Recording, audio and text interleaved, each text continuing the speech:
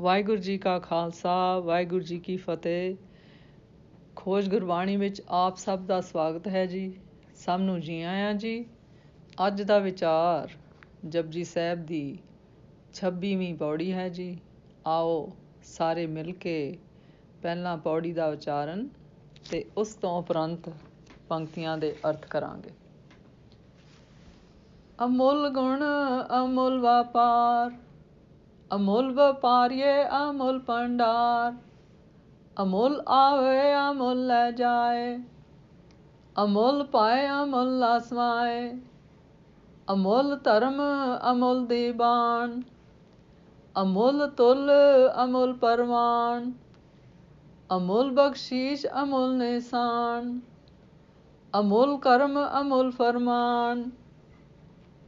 ਅਮੁੱਲੋ ਮੁੱਲ ਆਖਿਆ ਨਾ ਜਾਏ, ਆਖ ਆਖ ਰਹੇ ਲਿਵਲਾਏ। ਆਖੇ ਵੇਦ ਪਾਠ ਪੁਰਾਣ, ਆਖੇ ਪੜੇ ਕਰੇ ਵਖਿਆਣ। ਆਖੇ ਬਰਮੇ ਆਖੇ ਇੰਦ, ਆਖੇ ਗੋਪੀ ਤੇ ਗੋਵਿੰਦ। ਆਖੇ ਈਸਰ ਆਖੇ ਸਿੱਧ, ਆਖੇ ਕੇਤੇ ਕੀਤੇ ਬੁੱਧ।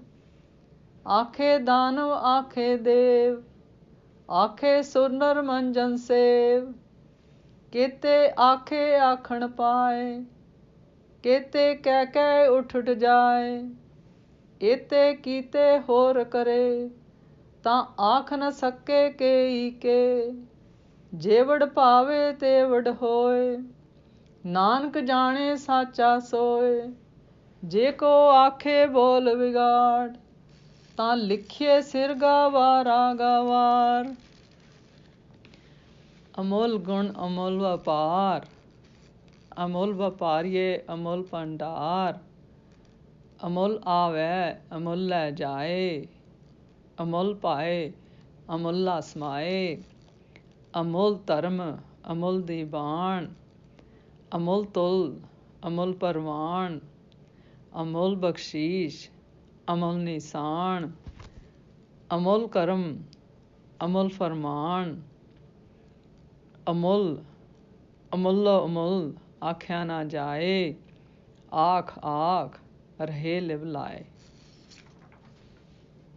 ਅਸੀਂ ਪਿਛਲੀ 25ਵੀਂ ਪੌੜੀ ਵਿੱਚ ਅਖੀਰਲੀ ਪੰਕਤੀ ਦਾ ਇਹ ਸਾਰ ਕੀਤਾ ਸੀ, ਜੋ ਕਿ ਜਿਸਨੂੰ ਬਖਸ਼ੇ ਸਿਫਤ ਸਲਾਹ ਨਾਨਕ ਪਾਤਸ਼ਾਹ। ਭਾਵ ਜਿਸ ਨੂੰ ਦੈਵੀ ਗੁਣਾਂ ਦਾ ਖਜ਼ਾਨਾ ਮਿਲਦਾ ਹੈ ਉਹ ਪਾਤਸ਼ਾਹਾਂ ਦਾ ਪਾਤਸ਼ਾਹ ਹੈ। ਭਾਵ ਸੰਸਾਰੀ ਹੁਕਮਰਾਨ ਨਹੀਂ, ਪਰ ਆਪਣੀ ਪੱਤ ਦਾ ਸ਼ਾਹ ਹੈ। ਇਹਨਾਂ ਗੁਣਾਂ ਦੇ ਖਜ਼ਾਨੇ ਨੂੰ ਅਸੀਂ ਨਾਮ ਕਹਿ ਕੇ ਵੀ ਪੁਕਾਰਦੇ ਹਾਂ। ਇਸ ਪੌੜੀ ਵਿੱਚ ਸਤਿਗੁਰ ਨੇ ਅਮੁੱਲ ਸ਼ਬਦ ਦਾ ਦੁਹਰਾਓ ਕਰਕੇ ਇਹ ਸਪਸ਼ਟ ਕੀਤਾ ਹੈ ਕਿ ਗੁਣਾਂ ਦਾ ਖਜ਼ਾਨਾ ਅਮੁੱਲ ਹੈ। ਭਾਵ ਜਿਸ ਦੀ ਕੀਮਤ ਅਤੇ ਮੁੱਲ ਨਹੀਂ ਪਾਇਆ ਜਾ ਸਕਦਾ। ਇੱਥੋਂ ਸਾਨੂੰ ਇਹ ਸਮਝ ਆਉਂਦੀ ਹੈ ਕਿ ਇਹ ਕੋਈ ਸੰਸਾਰੀ ਗੁਣ ਨਹੀਂ, ਬਲਕਿ ਸਾਡੇ ਅੰਦਰ ਦੇ ਮੂਲ ਦੇ ਅੰਦਰ ਦੇ ਗੁਣ ਹਨ। ਸੋ ਅਮੁੱਲ ਪੰਕਤੀਆਂ ਦਾ ਅਨੁਵਾਦ ਅਕਸਰ ਇਸ ਤਰ੍ਹਾਂ ਵੀ ਕੀਤਾ ਜਾਂਦਾ ਹੈ ਕਿ ਇਹ ਗੁਣ ਅਮੋਲਕ ਹਨ ਅਤੇ ਉਸ ਦਾ ਵਪਾਰ ਵੀ ਅਮੋਲਕ ਹੈ।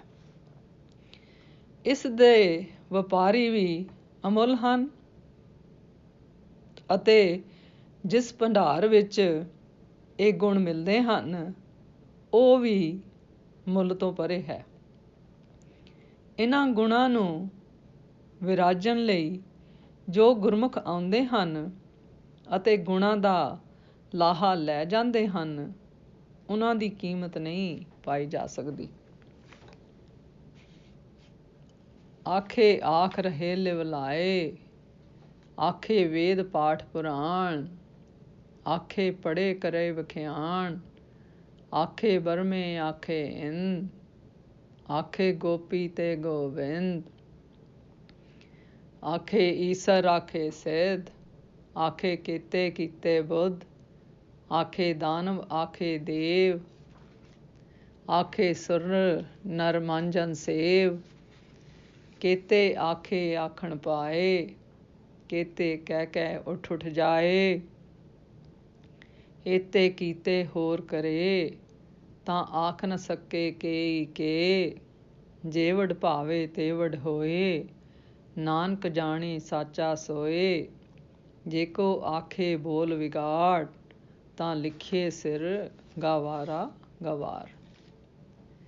क्योंकि ऐसे ਮਨੁੱਖ ਗੁਰਮੁਖ ਇਹਨਾਂ ਗੁਣਾਂ ਦੇ ਸਰਦਾਲੂ ਹੁੰਦੇ ਹਨ ਅਤੇ ਇਹਨਾਂ ਗੁਣਾਂ ਵਿੱਚ ਉਹ ਸਮਾਏ ਰਹਿੰਦੇ ਨੇ।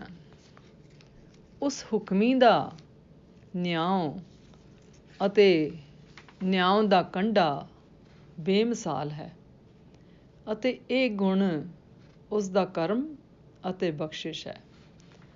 ਅਗਲੀਆਂ ਪੰਕਤੀਆਂ ਵਿੱਚ ਸਤਿਗੁਰ ਨੇ ਆਖੇ ਸ਼ਬਦ ਦਾ ਦੁਹਰਾਓ ਕਰਕੇ ਵੇਦਾਂ ਦੇ ਪਾਠ ਦਾ, ਕੁਰਾਨਾਂ ਦੇ ਪੜ੍ਹਨ ਦਾ ਅਤੇ ਹੋਰ ਕਈ ਸ਼ਾਸਤਰਾਂ ਦੀ ਮਿਸਾਲ ਦੇ ਕੇ ਆਖਿਆ ਹੈ ਕਿ ਇਹ ਸਾਰੇ ਗ੍ਰੰਥ ਉਹਨਾਂ ਸਾਰੇ ਗੁਣਾਂ ਨੂੰ ਆਖਣ ਵਿੱਚ ਅਸਮਰੱਥ ਹਨ। ਇਸੇ ਤਰ੍ਹਾਂ ਬ੍ਰਹਮਾ, ਇੰਦਰ, ਈਸਰ, ਸਿੱਧ ਅਤੇ ਹੋਰ ਦੇਵੀ ਦੇਵਤੇ, ਦਾਨਵ ਅਤੇ ਦੇਵ ਆਖਣ ਵਿੱਚ ਅਸਮਰੱਥ ਹਨ। ਅਖੀਰ ਵਿੱਚ ਗੁਰੂ ਜੀ ਕਹਿੰਦੇ ਹਨ ਕਿ ਕਿਤਨੇ ਹੀ ਐਸੇ ਹਨ ਜਿਨ੍ਹਾਂ ਨੇ ਕਹਿਣ ਦਾ ਯਤਨ ਕੀਤਾ ਹੈ ਪਰ ਉਹ ਕਹਿ ਕੇ ਸਿਧਾਰ ਗਏ।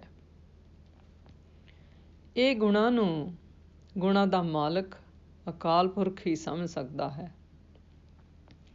ਜੇ ਕੋਈ ਬੜਬੋਲਾ ਆਖਣ ਦਾ ਯਤਨ ਕਰੇ ਤਾਂ ਉਸ ਨੂੰ ਮੂਰਖਾਂ ਦਾ ਮੂਰਖ ਸਮਝੋ। ਇਸ ਪੌੜੀ ਨੂੰ ਅੰਤਰੀਵ ਭਾਵ ਦੇ ਪੱਖ ਤੋਂ ਵੇਖੀਏ ਤਾਂ ਜਪ ਦਾ ਬਾਣੀ ਦੀਆਂ ਪੌੜੀਆਂ ਵਿੱਚ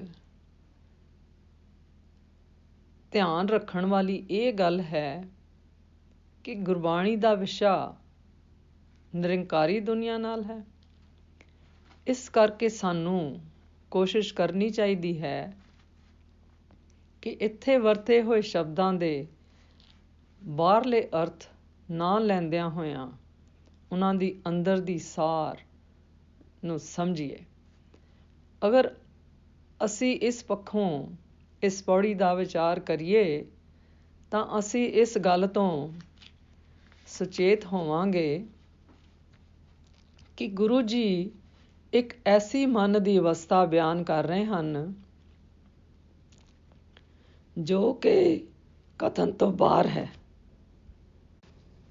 ਅਮੁੱਲ ਗੁਣ, ਅਮੁੱਲ ਵਪਾਰ, ਇਹ ਮਨ ਦੇ ਉਹਨਾਂ ਗੁਣਾਂ ਵੱਲ ਇਸ਼ਾਰਾ ਹੈ ਜੋ ਕਿ ਇੱਕ ਅੰਦਰ ਦੇ ਵਪਾਰ ਨਾਲ ਯਾਨੀ ਅੰਦਰ ਦੀ ਪ੍ਰਕਿਰਿਆ ਨਾਲ ਸਥਾਪਿਤ ਹੁੰਦਾ ਹੈ।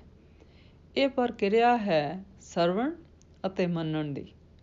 ਸੋ ਇੱਥੇ ਐਸੇ ਮਨ ਨੂੰ ਜੋ ਇਸ ਪ੍ਰਕਿਰਿਆ ਵਿੱਚ ਚੱਲ ਰਿਹਾ ਹੈ ਉਸ ਨੂੰ ਅਮੁੱਲ ਵਪਾਰੀ ਆਖਿਆ ਗਿਆ ਹੈ ਅਤੇ ਮਨ ਨੂੰ ਅਮੁੱਲ ਭੰਡਾਰ ਵੀ ਕਿਹਾ ਹੈ ਕਿ ਐਸਾ ਮਨ ਆਪਣੀ ਹਉਮੈ ਨੂੰ ਅਰਪਣ ਕਰਕੇ ਇੱਕ ਨਵੀਂ ਲੈਅ ਜੋ ਕਿ ਪਿਆਰ ਵਿੱਚ ਭਿੱਜੀ ਹੋਈ ਹੁੰਦੀ ਹੈ ਉਸ ਵਿੱਚ ਸਮਾਇਆ ਹੁੰਦਾ ਹੈ।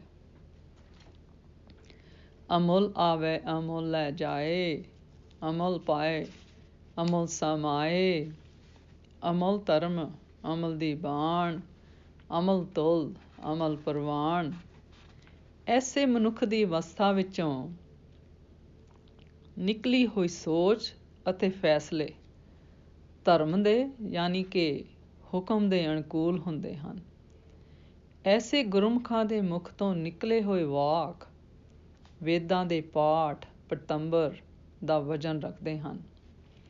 ਆਖੇ ਬਰਮੇ ਆਖੇ ਇੰਦ, ਆਖੇ ਗੋਪੀ ਤੇ ਗੋਵਿੰਦ। ਐਸਾ ਮਨ ਸਿਰਜਨ ਆਤਮਕ ਹੁੰਦਾ ਹੈ ਅਤੇ ਇਸ ਦੀ ਬੁੱਧੀ ਜਾਗਰਿਕ ਹੁੰਦੀ ਹੈ, ਜੋ ਕਿ ਆਪਣੀ ਮੂਲ ਅਤੇ ਗੋਬਿੰਦ ਨਾਲ ਜੁੜੀ ਹੁੰਦੀ ਹੈ ਅਤੇ ਸਹੀ ਅਤੇ ਗਲਤ ਪਹਿਚਾਣ ਰੱਖਦੀ ਹੈ। ਕੇਤੇ ਕਹਿ ਕਹਿ ਉੱਠ ਜਾਏ, ਏਤੇ ਕੀਤੇ ਹੋਰ ਕਰੇ। ਐਸਾ ਗੁਰਮੁਖ ਮਨ ਸਦਾ ਸੁਣਨ ਅਤੇ ਮੰਨਣ ਵਿੱਚ ਰਹਿੰਦਿਆਂ ਹੋਇਆਂ ਹਮੇਸ਼ਾ ਵਿਗਾਸ ਵਿੱਚ ਰਹਿੰਦਾ ਹੈ।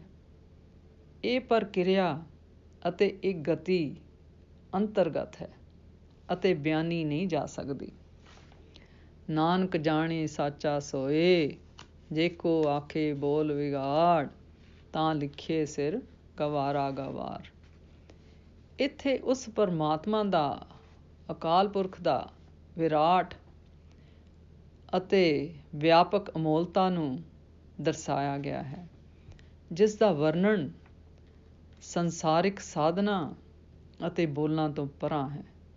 ਜੇ ਕੋਈ ਇਸ ਦਾ ਵਰਣਨ ਕਰਨਾ ਵੀ ਚਾਹੇ ਤਾਂ ਉਹ ਗਵਾਰ ਭਾਵ ਮੂਰਖ ਸਿੱਧ ਹੁੰਦਾ ਹੈ।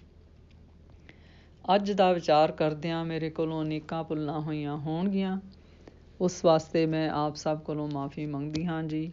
ਵਾਹਿਗੁਰੂ ਜੀ ਕਾ ਖਾਲਸਾ, ਵਾਹਿਗੁਰੂ ਜੀ ਕੀ ਫਤਿਹ।